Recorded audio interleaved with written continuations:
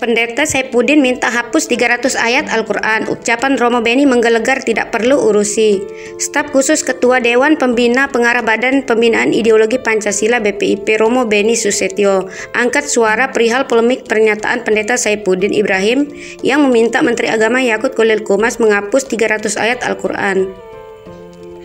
Menurut Romo Beni, Saifuddin tak memiliki pengetahuan untuk menyatakan hal tersebut. Beni meyakini membaca kitab suci itu ada konteks sosial, politik, dan kebudayaan, sehingga tidak cukup dengan satu sudut pandang tertentu. Tidak bisa melihat secara literatur seperti itu, kata Beni, seperti dikutip dari pajar.co.id.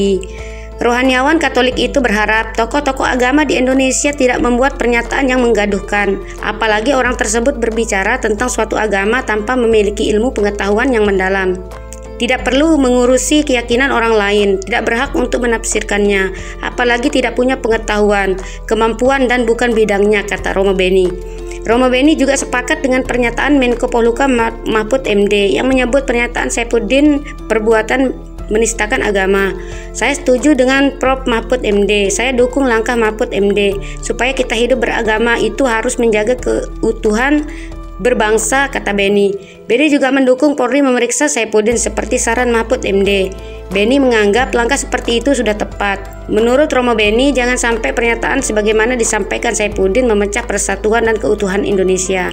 Lebih baik tokoh agama itu menjaga persatuan, keutuhan, dan selalu berkomentar sesuai dengan norma-norma yang berdasar ideologi Pancasila, pungkas Romo Beni. Sebelumnya, Saifuddin Ibrahim telah mengklarifikasi pernyataannya perihal menghapus ayat Al-Quran. Saifuddin mengklaim pernyataannya itu tidak bermaksud untuk menistakan agama. Namun dia tetap memohon kepada Gus Yakut menghapus ratusan ayat Al-Quran yang dianggap menimbulkan kekacauan, kebencian, dan ancaman bagi orang Kristen. Menistakan agama apa? Itu kan permohonan saya kepada Menteri Agama. Ngapain saya menistakan agama, kata Pendeta Saifuddin saat dihubungi jpnn.com. Saifuddin mengklaim telah mempelajari sejarah perjalanan Islam dan Kristen dengan susah. Pria yang mengaku kerabat MKC itu khawatir ratusan ayat dalam kitab suci agama Islam tersebut mengancam nyawa orang Kristen di Indonesia. Sebab tudingan dia ratusan ayat itu memerintahkan penganutnya untuk membunuh. Atas dasar itu Saifuddin menilai 300 ayat Al-Quran tersebut harus dihapus. Ayat-ayat harus dihapus, kata Saifuddin Ibrahim. Mahfud MD sebelumnya meminta Polri menyelidiki tayangan video yang memperlihatkan seorang pria bernama Saifuddin Ibrahim yang menimbulkan kegaduhan.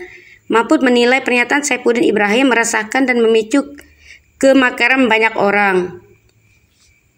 Pak Saifuddin, kalau Al-Quran memerintahkan kita ini saling membunuh, lalu bagaimana kita bisa berdiri sampai tahun 2022 ini? Bayangkan, dari tahun berapa ke tahun berapa?